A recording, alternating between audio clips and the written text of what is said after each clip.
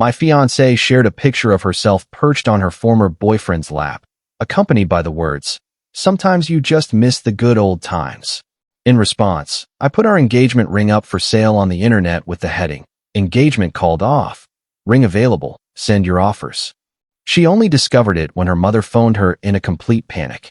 Hey everyone, before we dive into the story, please remember to subscribe to the channel and tap the like button if you enjoy content like this. Thank you. Our wedding had been scheduled just 3 months away. September 15th. We had already put down non-refundable deposits on every detail. The location, the food service, the photographer, the floral arrangements. My mother was excitedly choosing her dress for the big day. Lauren had been dreaming out loud about our honeymoon in Bali for more than a year. Then a single picture shattered everything. A little background. My name is David. I'm 32 years old. Lauren is 30. We had been a couple for 5 years. Engaged for a year and a half. I genuinely believed we were content. I thought our foundation was strong. She had seemed slightly withdrawn in recent months, but nothing that raised major red flags. She spent more hours glued to her phone, browsing social platforms. She explained she was catching up with people from her past. One of those people was Marcus, the guy she dated in college. They were together for 4 years, splitting up around 7 years earlier when they headed to separate graduate programs. At the beginning, I didn't pay much attention. Staying connected with former partners is fairly common these days, isn't it? But then Marcus began appearing in person. At the cafe she visited every Saturday morning. She would mention offhand that he happened to be there ordering his regular drink. At the new gym she signed up for 2 months ago. At the after-work drinks her colleagues organized downtown. He was always conveniently present, always approaching her as though it had been arranged. Sometimes she would return home and casually note that Marcus had been there as well, as if it were an amusing coincidence. Except the coincidences stopped feeling random after about the 3rd week. I brought it up one evening. We were preparing for bed. You seem to keep crossing paths with Marcus quite often. She rolled her eyes. He's simply an old friend, David. Don't turn into that kind of boyfriend. I can't believe you feel threatened by him. I'm not threatened. I just find it strange that he's constantly showing up wherever you are. He has an office nearby my gym. He frequents the same coffee spot. We share some mutual acquaintances. It's a small city, that's all. She made a fair point, but it didn't sit right with me. It felt orchestrated. Did you message him to meet up? I asked directly. No. These encounters have been completely unplanned. Why are you questioning me like this? I'm not questioning you. I'm simply asking. It definitely feels like an interrogation, and I don't appreciate it. I trust you when you spend time with your ex, don't I? I didn't have an ex that I regularly saw. She was aware of that. Still, I let the subject drop.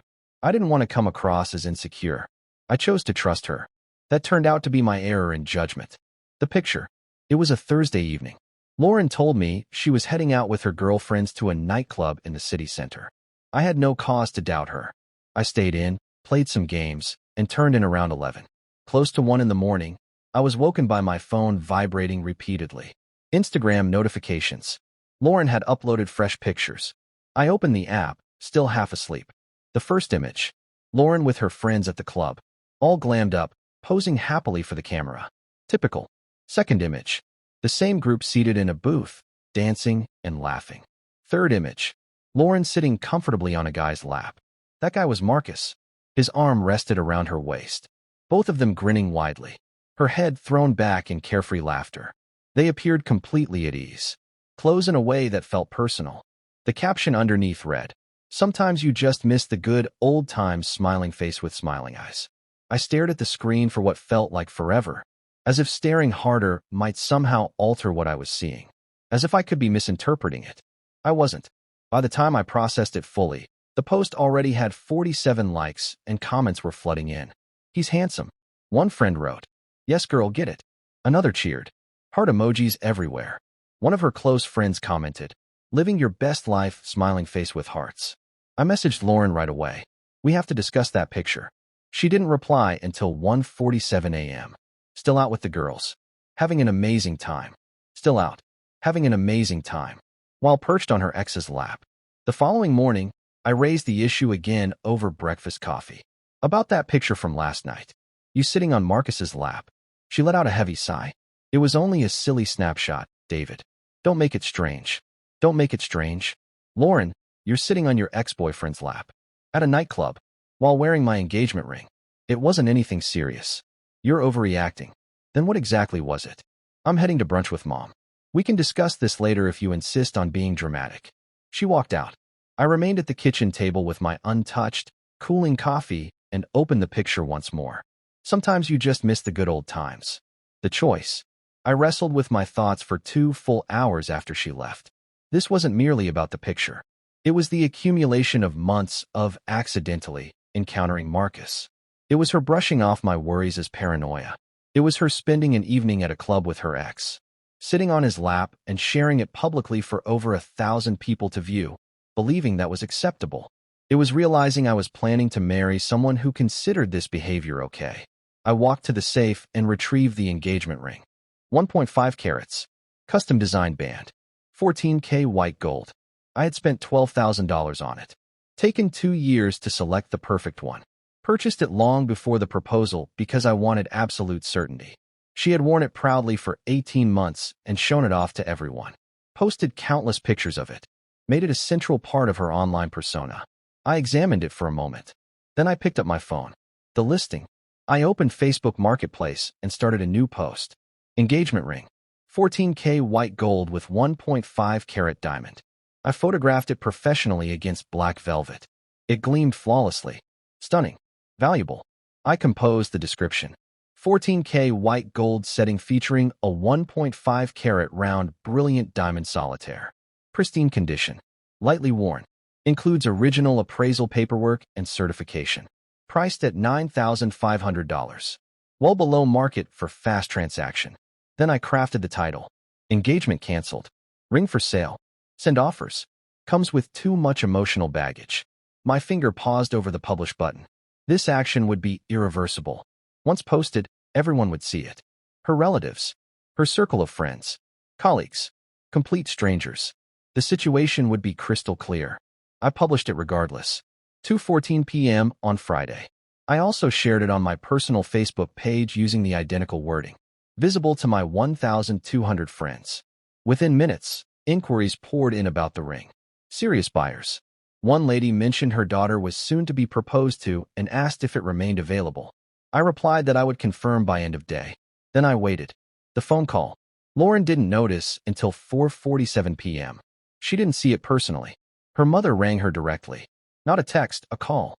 I know this because my own phone rang shortly afterward, and it was Lauren, absolutely furious. What on earth are you doing? Putting a ring up for sale. I answered quietly. You cannot just, that's my ring. You can't list it without discussing it with me. Actually, I can. It's registered in my name. I purchased it, and legally the engagement isn't finalized yet. Therefore, the ring is still mine. This is ridiculous. Remove the listing. Everyone is seeing it. Exactly. That's the intention. You're acting spiteful and hurtful. We can fix this. I took a steadying breath. Can we really? Because from my perspective, you were sitting on your ex's lap last night at a club, announcing to the world that you missed the past. That didn't look like something needing fixing. A long silence. So this is because of that picture. You're prepared to destroy our whole future over one image. The image was the final push, Lauren. Not the beginning. You don't get it. It was just. I ended the call. She rang back 4 more times in quick succession. I let them go to voicemail. She sent texts. Please. We need to speak in person. This is madness. I stayed silent. The fallout. What followed unfolded even quicker than I anticipated. My phone rang again. This time it was her father, Robert. David, what in the world is happening? Lauren is beside herself. Ask your daughter why she was sitting on Marcus's lap at a club last night, while telling everyone online she misses the past. A heavy pause. She did what? I forwarded him the screenshot. He fell completely silent. A prolonged quiet. Then, oh, that single word carried volumes. You learned about this through social media? He eventually asked. Yes, the same way everyone else did. Robert didn't have much more to say. He simply told me he would deal with it and disconnected. Evidently, he immediately showed everything to Lauren's mother, Patricia, the picture, the marketplace ad, my Facebook post, the caption. I didn't overhear their discussion, but details reached me indirectly through my mother, who heard from Patricia's sister, whom Lauren had phoned in tears. Apparently, Patricia was livid. Not with me, with Lauren. What were you thinking sitting on your ex-boyfriend's lap? Patricia reportedly demanded. Mom, it was only a picture. A picture you shared publicly with a line about missing the old days. 2 months before your wedding day. By that evening, the entire family knew. Aunts, uncles, cousins. They had all seen the ring listing. They had all viewed the photo. The media attention. One of my Facebook friends worked at the local television station. He contacted me around 6 that Friday evening. Man, is this actually happening? The ring sale thing. Yes. This is wild. Mind if we cover it? Go ahead. Want to appear on air? I considered it. Part of me preferred to let it fade quietly, but another part recognized it wouldn't disappear silently anyway. People were already gossiping. My mom had informed half her contacts. Lauren's relatives had spread it further. It was bound to surface. Sure, I agreed. I'll do the interview. The station reached out to Lauren for a statement. She declined. Had her mother decline for her. Stated that any future contact would go through attorneys. The segment aired that Friday at 10. Headline: Social media dispute ends engagement. They displayed the Facebook updates, the marketplace post, the photo of Lauren with Marcus, even captured comments from viewers, strangers online offering opinions or judgments. The anchor actually chuckled while reading my title aloud. Engagement canceled. Ring available. Send offers. Comes with too much emotional baggage. Well, she noted with a grin. He definitely got his message across. By Saturday morning, the clip had been shared more than 8,000 times. Local X, formerly Twitter, was buzzing. Reddit threads emerged. Users argued whether my actions were justified or excessive. I avoided reading most of it. Saturday, I met the purchaser, a kind woman named Susan who was acquiring the ring for her daughter's upcoming engagement at a downtown cafe. We finalized the deal. She gave me $9,500 cash. I passed her the ring in its velvet case. Thank you, she said gently. I hope your next chapter is happier. I smiled. I believe it will be. Remarkably, I felt steady. No longer furious. Not even deeply wounded. Just unburdened. As though a heavy load had been removed. The consequences. Lauren shifted into crisis management. She attempted to reach me 23 times over the weekend. I ignored every call. She messaged, I'm sorry. I acted foolishly. The picture meant nothing. Please don't end us. I didn't reply. She uploaded a vague statement on Instagram. Certain individuals distort situations for attention. The real story stays between me and those I care about. I won't feed the negativity. The responses were harsh. People reposted the original photo, my listing, the caption. They posed direct questions. If it was innocent, why share it? Why sit on his lap? What exactly does miss the old days imply? She removed the post within an hour. Then she reported my marketplace listing for harassment. Facebook took it down after about 12 hours. But by that point, countless screenshots circulated. The images were everywhere. Marcus, clearly alarmed, left a comment on the news article. This is ridiculous. We're only friends. Nothing improper occurred. He was immediately overwhelmed with replies. Then why the lap sitting? One asked. Why that caption? Another questioned. Nothing improper. Yet she's engaged to another man? A third highlighted. He deleted his comment and unfollowed Lauren online. When she tried contacting him Sunday, he ignored her. The family reaction. Patricia didn't offer quick forgiveness. She phoned me Sunday to express regret. I'm sorry my daughter behaved so foolishly. You made the correct decision. I appreciate hearing that, I replied. But we both know this didn't begin with one picture. What else? I described the months of orchestrated chance meetings with Marcus. The delayed returns home. The constant messaging. The evasive answers. How she labeled my concerns paranoia. Patricia grew quiet. How long had this been happening? She asked eventually. I don't believe anything physical took place. But emotionally? For months at minimum. Patricia confronted Lauren again and pressed for honesty. Apparently Lauren broke down and confessed she had been uncertain about her feelings toward Marcus. That she hadn't intended to cross lines. That she simply craved the rush of being pursued. Patricia rang me again Monday morning. She started proper therapy now, trying to understand her choices. That's positive, I said. And I meant it. The wedding. The event was formally canceled first thing Monday. My attorney forwarded correspondence to Lauren's attorney regarding the deposits. We divided the financial losses equally. The venue quickly rebooked with another couple.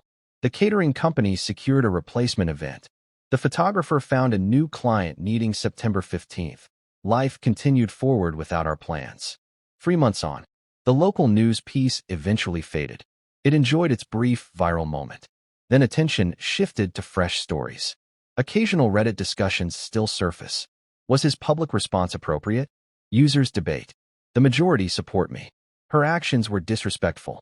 He enforced a clear boundary. A minority criticizes. He could have handled it privately. I don't participate in those threads. Lauren apparently committed to genuine therapy, not superficial posts. She shared sparingly about personal growth, keeping accounts private. Marcus vanished from her world completely once the spotlight hit.